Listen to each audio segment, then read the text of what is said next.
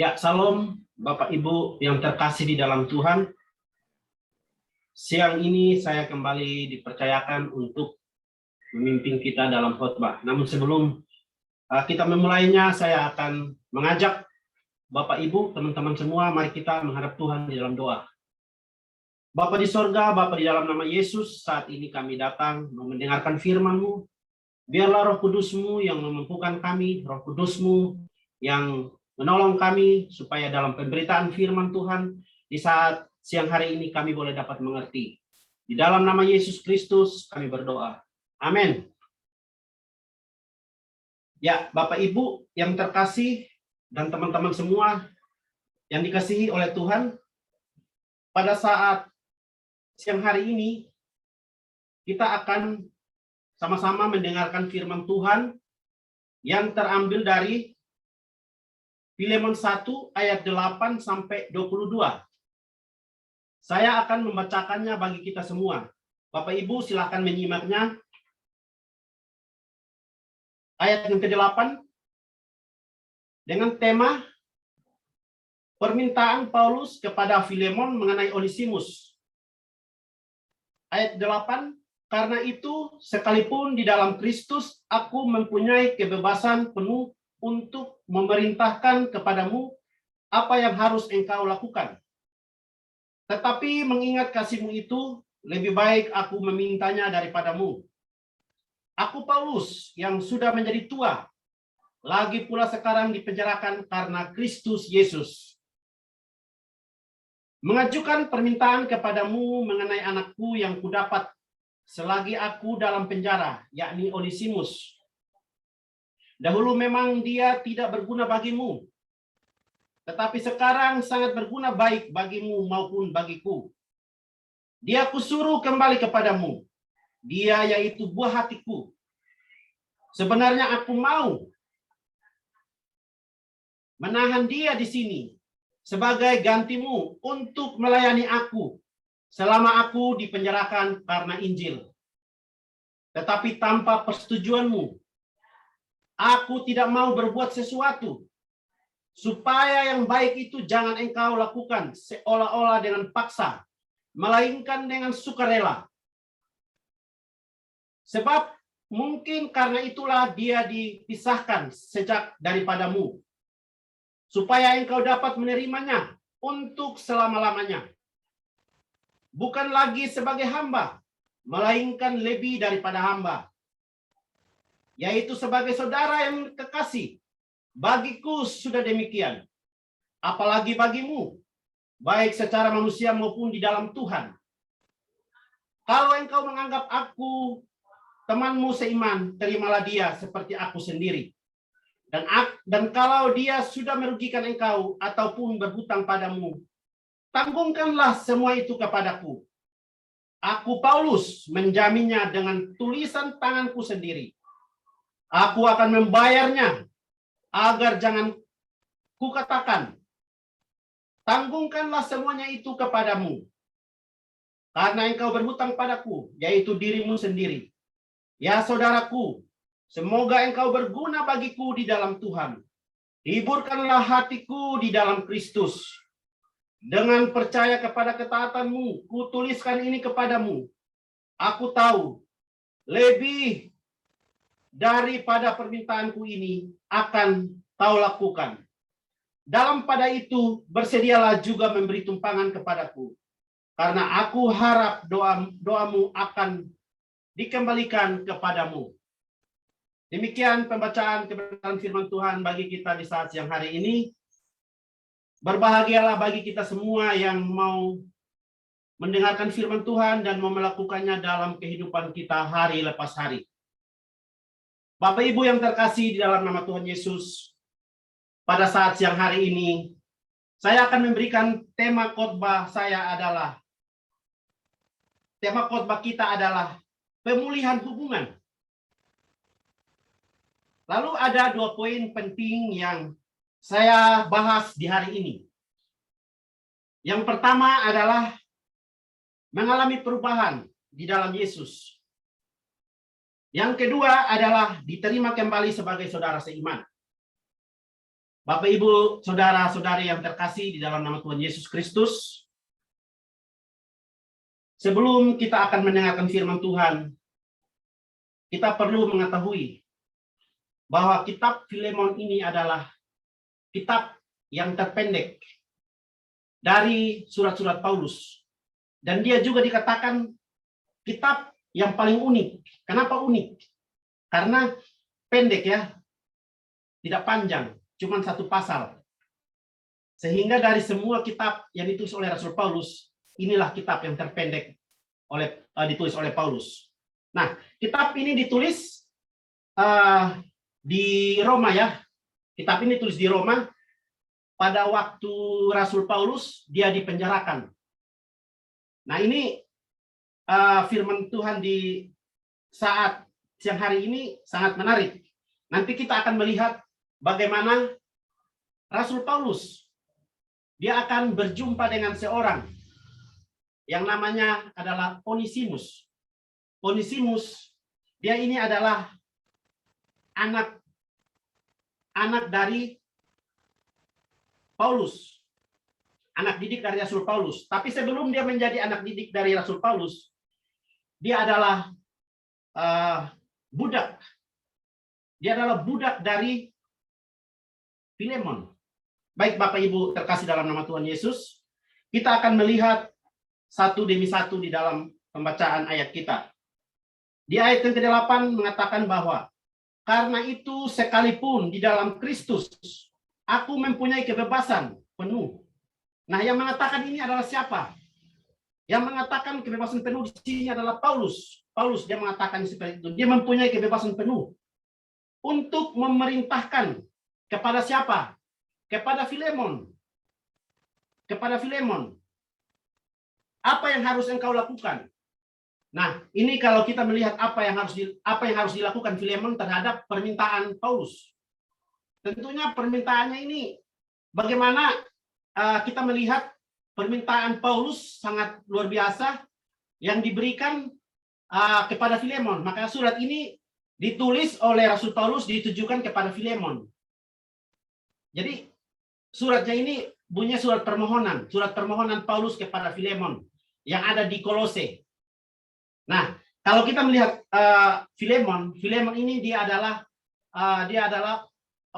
orang hamba Tuhan yang dia rumahnya dipakai untuk Rasul Paulus pernah melayani di sana. Sehingga Rasul Paulus ketika dia mendengar bahwa ada perselisihan antara budaknya Filemon dengan Onesimus, di situ Rasul Paulus dia tidak mau supaya hubungan itu kembali hancur, tapi Rasul Paulus mau supaya hubungan antara budaknya Filemon dengan Filemon harus baik. Nah, Bapak Ibu yang terkasih dalam nama Tuhan Yesus, kita akan membahas poin yang pertama yaitu mengalami perubahan di dalam Yesus. Apa yang terjadi, Bapak Ibu saudara-saudari yang terkasih dalam Tuhan? Mengalami perubahan di dalam Yesus, tentunya kita melihat perubahan ini terjadi di dalam Onesimus. Yang tadinya Filemon dia adalah orang yang kaya raya. Dia memiliki banyak budak. Tetapi Filemon dia juga pernah disakiti oleh budaknya sendiri. Bahkan dia mencuri hartanya Filemon. Dia membawa kabur hartanya Filemon. Dia bawa kabur kemana, Bapak Ibu Saudara yang terkasih? Onesimus dia membawa kabur hartanya itu, dia larinya kemana? Larinya ke Roma. Ke tempat di mana di sana dia berjumpa dengan Paulus. Nah, di sana Onesimus ini dia bertemu dengan Paulus. Di sana akhirnya Paulus melayani Onesimus. Akhirnya Onesimus dia mengalami perubahan.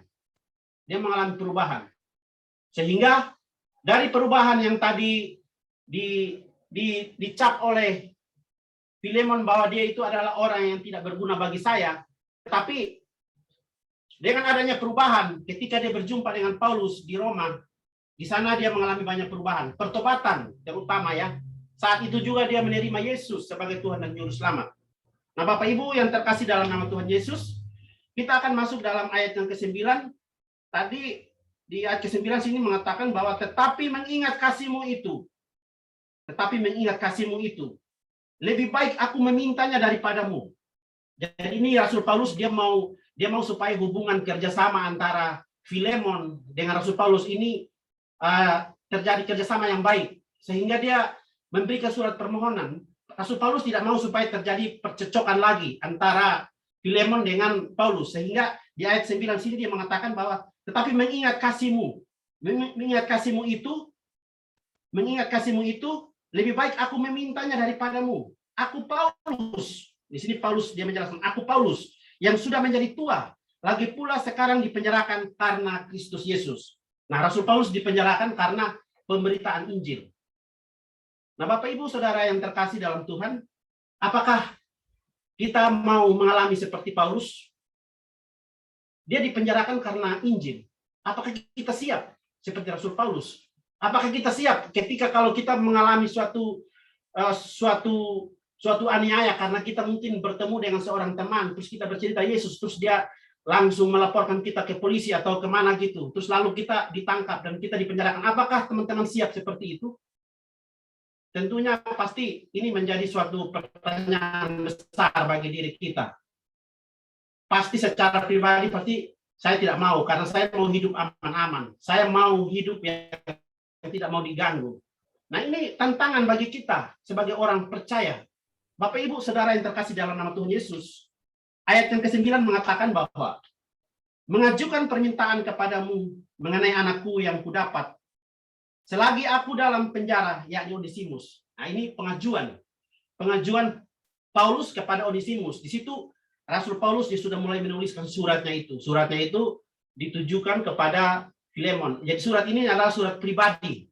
Surat pribadi Paulus kepada Filemon. Ini permohonan supaya Onesimus ini dikembalikan kepada Filemon, dan permohonan ini supaya Filemon menerima Onesimus. Nah, di situ sangat luar biasa. Kalau saya baca ini sangat-sangat membuat saya, pasti saya akan mengalami ini dan pasti saya akan juga seperti ini. Tetapi tidak apa, saya mati untuk Kristus. Daripada saya mati untuk hal-hal yang tidak berguna, itu terkadang saya berpikir bagaimana gitu ya. Ayat yang ke-11, mari kita menyimaknya. Dahulu memang dia tidak berguna bagimu. Nah, ini di ayat 11 ini sangat jelas. Dahulu Onesimus dia tidak berguna bagimu, Filemon. Ini sangat luar biasa ayat ini. Dia tidak berguna bagimu, tetapi sekarang sangat berguna baik bagimu dan bagiku. Jadi berguna antara Filemon dan Paulus. Karena ini suatu didikan yang sangat luar biasa, sehingga Rasul Paulus dia berkata kepada Onesimus bahwa Onesimus ini adalah buah hatinya Paulus. Buah hati itu artinya ini buah pertobatan pertama kali Rasul Paulus melakukannya kepada Onesimus, sehingga dia benar-benar dia bertobat dan dia mau menyerahkan dirinya yang tadi dianggap sebagai budak.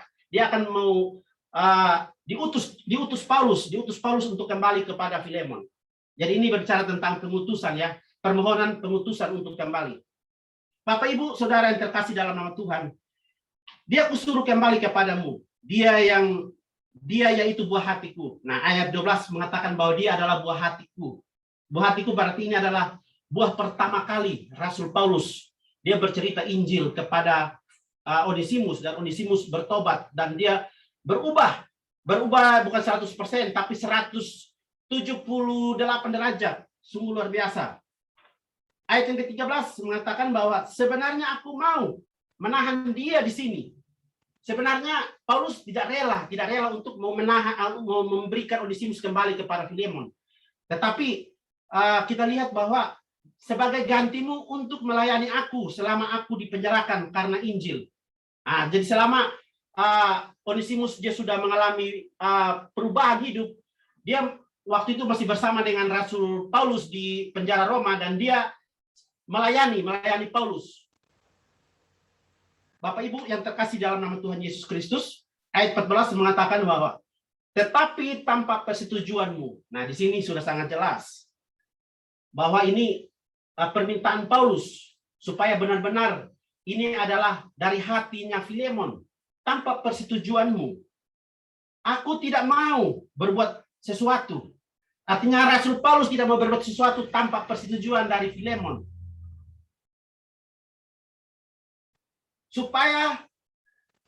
Supaya yang baik itu jangan engkau lakukan seolah-olah dengan paksa. Nah itu, maka Rasul Paulus dia minta ini kalau bisa dengan sukarela dia menyuruh Onesimus pergi kepada Filemon, bukan dalam keadaan terpaksa gitu, tapi dengan sukarela sehingga terjalinlah hubungan yang baik. Ayat yang dengan paksa ya, melainkan dengan sukarela. Nah ini ada paksa dengan sukarela. Bapak Ibu, saudara-saudari yang terkasih dalam nama Tuhan Yesus Kristus, kita mungkin sudah pernah belajar kursus Kairos di hari yang kedua. Hari kedua ada mata kuliahnya, itu kita belajar mata kuliah ini. Di situ ada pergi secara paksa dan pergi secara sukarela. Kalau kita pergi secara paksa, berarti memang Tuhan sudah pernah berbicara di dalam hati kita untuk pergi, tetapi kita masih mengeraskan hati kita. Sehingga kita tunggu sampai Tuhan yang membawa kita baru kita sadar.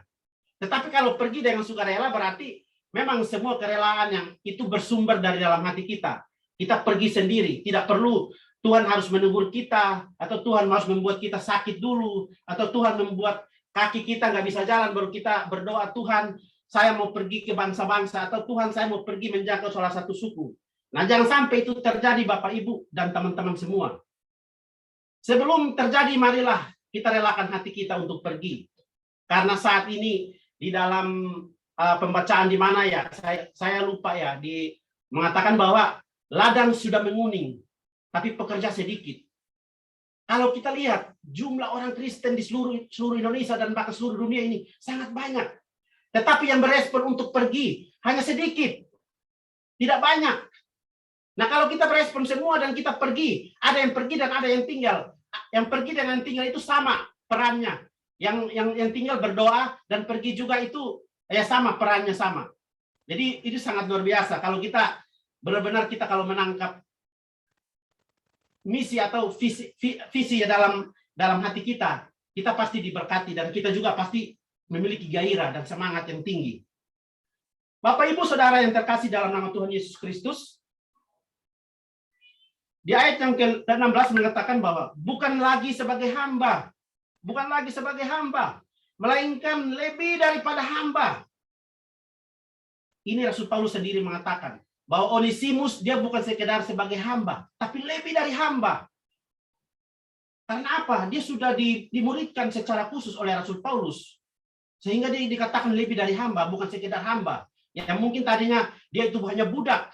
Tetapi ketika dia benar-benar sudah mengalami Tuhan di dalam dirinya, itu dia tidak budak lagi, tapi dia sudah mengalami perubahan hidup. Bapak Ibu Saudara-saudari yang terkasih dalam nama Tuhan Yesus Kristus, dia bukan hamba, melainkan lebih daripada hamba, yaitu sebagai saudara yang terkasih. Bagiku sudah demikian, apalagi bagimu.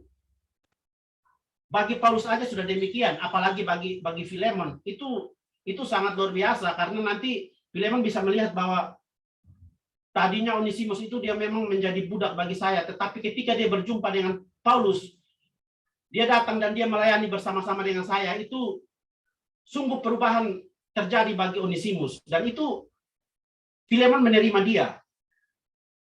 Ayat yang ke-17 mengatakan bahwa kalau engkau menganggap aku teman seimanmu. Nah, ini ditujukan kepada Filemon. Ini ajakan kepada bukan ajakan tapi semacam suatu tanggapan ya, bahwa kalau Filemon menganggap saya sebagai saudara seiman, maka terimalah dia seperti aku sendiri. Nah ini, terimalah Onesimus seperti diri saya sendiri. Ayat ke-18 mengatakan bahwa dan kalau dia sudah merugikan engkau ataupun berhutang padamu. Nah ini yang merugikan engkau dan berhutang padamu. Yang dimana kalau kita melihat Onesimus kabur dari Kolose, dia itu kabur karena apa? Dia itu membawa kabur hartanya Filemon, membawa kabur pergi ke Roma. Di sana itu dia diubahkan paradigma dia, cara pandang dia, sehingga di sini ayat yang ke 18 dia mengatakan bahwa dan kalau dia sudah merugikan engkau, ini Paulus sendiri berkata bahwa dia kalau sudah merugikan engkau Filemon, begitu, itu bunyinya ya. Atau berhutang padamu Filemon, tanggungkanlah itu semua kepadaku. Artinya ini Paulus yang menanggung semua. Paulus yang menanggung hutang-hutang semua dari Onesimus. Bapak Ibu Saudara yang terkasih dalam Tuhan, ayat 19 mengatakan bahwa aku Paulus menjaminnya dengan tulisan tanganku sendiri. Nah, ini tulisan tangannya Paulus sendiri. Jadi Bapak Ibu Saudara-saudara yang terkasih, kalau membaca Filemon ini adalah tulisan tangan Paulus sendiri, bukan tulisan siapa-siapa. Ayat yang ke-20 mengatakan bahwa ya saudaraku, semoga engkau berguna bagiku di dalam Tuhan. Hiburkanlah hatiku di dalam Kristus. Jadi memohon supaya dihiburkan Onesimus dihiburkan di dalam Kristus. Bapak Ibu Saudara yang terkasih dalam Tuhan Yesus, kita akan masuk di dalam poin yang kedua, diterima kembali sebagai saudara seiman. Diterima kembali sebagai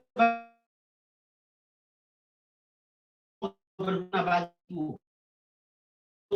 Suatu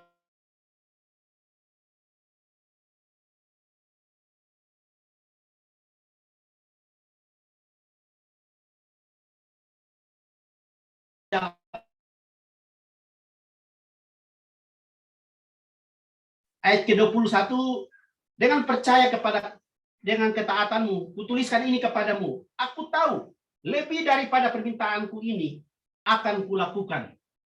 Jadi ini lebih dari permintaan itu Filemon melakukan. Melakukan artinya apa? Dia menerima kembali. Dia menerima kembali Onesimus. Dia menerima kembali. Walaupun mungkin tadinya Onesimus dia itu sudah membawa kabur harta yang begitu banyak, tetapi itu permohonan Rasul Paulus kepada Onesimus supaya jangan mengingat kembali itu. Lupakan saja. Itu anggap saja itu adalah sesuatu yang berlalu, jangan diingat lagi. Karena kalau diingat lagi itu pasti akan terjadi lagi perselisihan. Sehingga ayat yang ke-23, ayat yang ke-21 mengatakan bahwa dengan percaya kepada ketaatanmu, kutuliskan ini kepadamu. Dituliskan ini kepada Filemon. Aku tahu lebih daripada permintaanku ini akan kulakukan. Jadi ini Filemon akan melakukan. Melakukan artinya dia menerima. Menerima Filemon, silahkan datang. Saya sudah bersedia untuk menerima engkau. Karena saya percaya bahwa engkau sudah bertemu dengan Paulus. Dan Paulus sudah mengajarkan banyak hal tentang engkau. Mengajarkan banyak hal tentang Yesus kepadamu. Dan saya percaya juga engkau pasti sudah berubah. Dan silahkan datang, saya terima engkau. Ayat ke-22 mengatakan bahwa dalam pada itu bersedialah juga memberi tumpangan kepadaku. Karena aku harap oleh doamu aku akan dikembalikan kepadamu. Nah ini ayat ke-22 ini sangat luar biasa. Bagaimana permohonan Rasul Paulus kepada Filemon dikabulkan, diterima. Jadi Bapak, Ibu, Saudara-saudari yang terkasih dalam Tuhan, pada kesempatan ini kita sangat diberkati lewat kebenaran firman Tuhan ini. Dan bagaimana respon terhadap panggilan Onesimus kepada Filemon? Apakah kita pernah mengalami hal seperti ini? Kalau kita pernah mengalami hal seperti ini, maka mari kita introspeksi diri. Apakah yang ada dalam diri kita yang kita bawa yang tidak baik? Mari kita buang. Karena itu adalah hal-hal yang merusak kebiasaan kita dan merusak pelayanan kita ke depan. Karena perjumpaan dengan Yesus itu adalah membawa suatu perubahan. Supaya kita harus hidup memuliakan Tuhan. Apalagi Bapak, Ibu, dan teman-teman semua yang ada saat ini, kita juga semua ada di tempat ini. Tujuannya apa kita ada di sini? Apakah tujuannya kita cuma hanya datang untuk menjadi pendengar ketika dosen mengajar? Apakah kita cuma hanya mau hanya formalitas doang, formalitas saja begitu. Tidak mungkin. Tentunya kita pasti sudah dipanggil oleh Tuhan datang ke tempat ini, kita tujuannya diperlengkapi dan kemudian kalau kita sudah mendapat pengetahuan yang baik, kita pergi membawa pengetahuan itu. Dan kita berjumpa dengan siapa saja, kita harus menjadi berkat. Sebagaimana di dalam Kejadian 12 ayat 1 sampai 3, Allah memanggil Abraham. Allah memanggil Abraham. Di sana dia itu taat. Dia percaya dan taat. Dia tidak banyak berkomentar. Tuhan, saya mau kemana? Tuhan, jangan pakai saya tidak bisa. Tidak ada komentar yang banyak. Abraham, dia hanya berdiam saja. Tapi dia taat dan dia melakukan.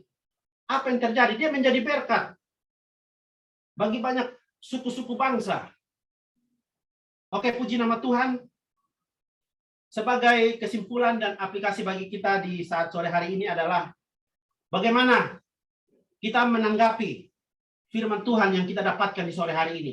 Apakah kita ini adalah orang-orang yang memang hanya mau berdiam diri di tempat dan ketika ada goncangan datang baru kita pergi, atau kita sebelum terjadi goncangan itu datang kita sudah harus pergi dengan sukarela, artinya pergi untuk memberitakan Injil.